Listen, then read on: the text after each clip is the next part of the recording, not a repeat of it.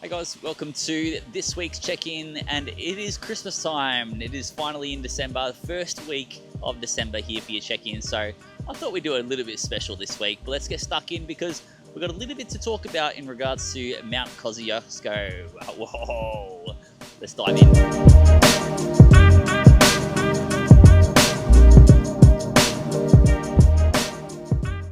So only one race happened across the weekend, and it was a pretty epic one, to be honest. It was the Mt Kosciusko 100 miler, the UTMB, and it was Jordan McHugh from Townsville who went along and did that. Now, this is just an incredible story. So Jordan came up with this idea at the start of the year. So January, he has no history of running, never done any running events, never really trained for anything in terms of running.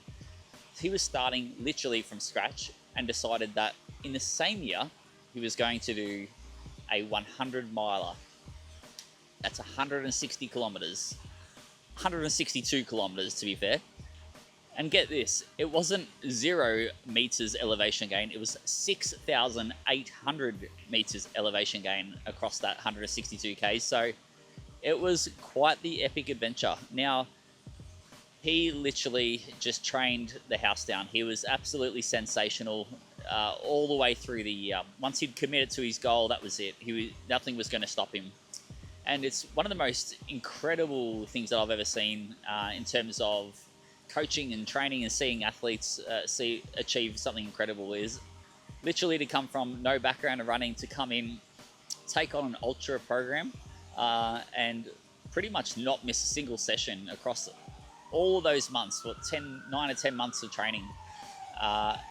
Literally just a sacrifice with discipline. It was just amazing, and I'm super proud of him because, as I said, like it's one of the most incredible things that I've seen as a coach for sure across 16 years, and I've been very fortunate to see a lot of incredible things. But I think just the fact that it was no history running, and then just basically not missing a single session, going straight into ultra training. And the way we kind of did it, we kind of broke it up into 2 blocks. So the first block, we focused more on about, running conditioning, running fitness, getting into running, and just basically just setting that massive foundation that when he then went into that dedicated race-specific block, the body wasn't going to fall apart. And because there was no history, for most people doing these types of events, they've got years and years of running in their body, and that pays for quite a lot. So the one thing that we really wanted to make sure is that he rocked up, obviously to the start line healthy in one piece, and then just got through the training. So yeah, I think we executed extremely well, to be honest. It's just one of those unknowns, really, when you take someone brand new and decide they're going to do an ultra, especially with that much elevation gain as well. It really is an unknown, and you don't know how their body's going to respond. You don't know how they're going to mentally cope with the training and backing it up day after day, week after week, month after month. But I couldn't be more proud of what he's able to achieve, and just that consistency that he showed in training is just absolutely beautiful. And the only blips on the radar across that whole journey was when baby Lara was entered the world. So I missed a couple of sessions there, and then there was a few sessions then after that where he was getting hardly any sleep, thanks to crying Lara, but still went out, off 2, 3, 4 hours sleep and still got the job done. And it's an absolute credit to him. I had no doubt whatsoever that he was going to get through the race and get from start to finish. And it really came down to a couple of things. It came down to his discipline and mental strength and his resilience that he showed in training. That was always going to pay off.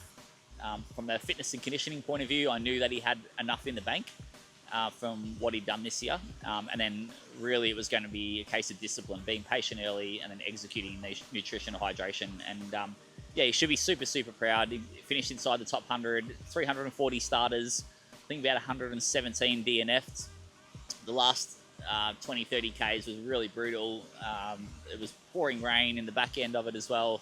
They had to change the course at the start because of snow.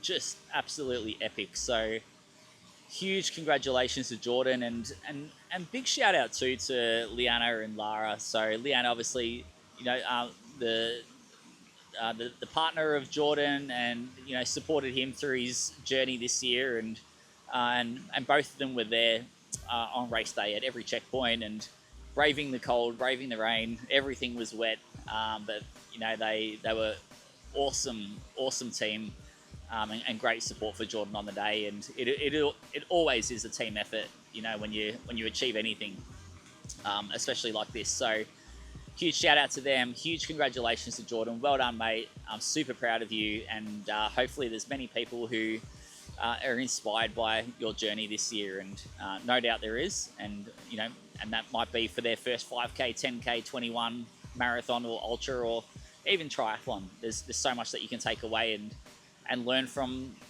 you know, what Jordan has achieved. And it's really, you know, commit to a goal, commit early, commit to it, and then just go out and do the work and get it done. It's really that simple, and you guys can achieve incredible things as well. Well done, Jordan. Proud of you, mate. Rest up.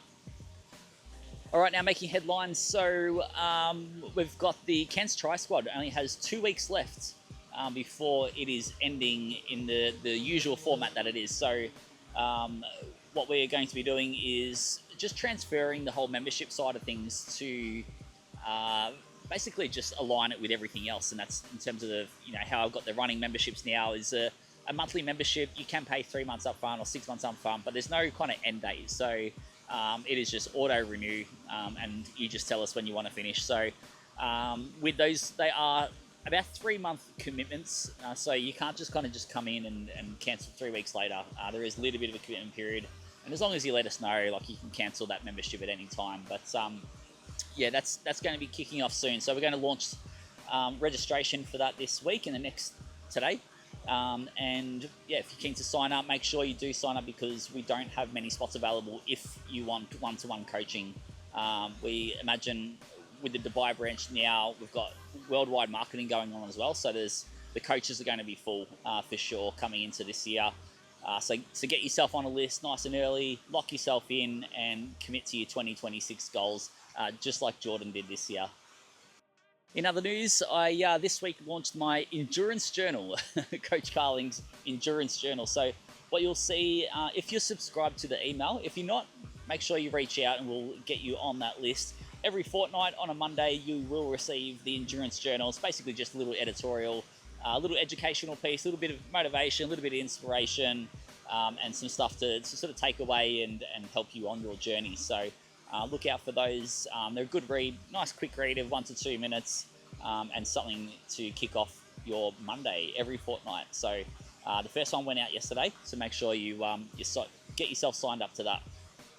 We've also got a 14-day mental challenge for endurance athletes. Now, if you jump on one of our websites, whether that's the Australia one or the Dubai one, you'll find a little pop-up window where you could subscribe to that same email, and you'll be able to download the 14-day mental challenge. So it's just basically 14 days, tiny little activities each day, just focusing on some mindset habits.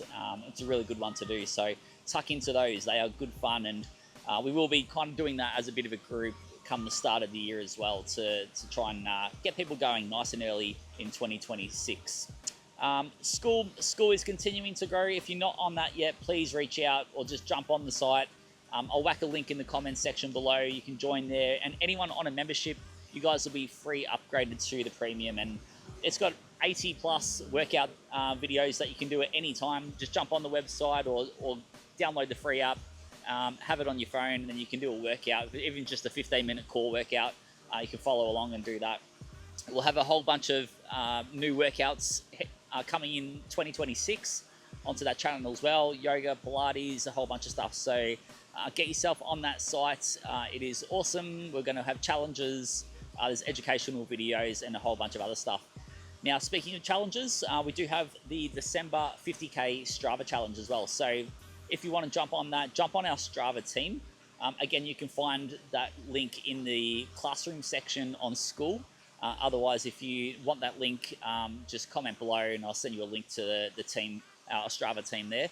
And you can join in on our 50K December challenge, which is literally just total of 50Ks for the whole of December. And it's a great opportunity there to, I guess, manage the influx of festive food that's going to be flying in. So it's a great way to make sure you don't just kind of fall in the hole in December and have to dig yourself out of a really deep well come the start of the new year. So great little challenge there. We've got already about 15 to 20 people that have signed up for that. It is obviously free, and it's just a manual tracking, and as I said, it'll be a great way to get yourself through December. But that's it for me, guys. Thanks for checking in, and we'll check in again next week. And a couple more races happening this weekend as well, and some big ones. So plenty more to get stuck into next week. So make sure you tune in. But have a great week, and get stuck into the festive season. It's an awesome time of year.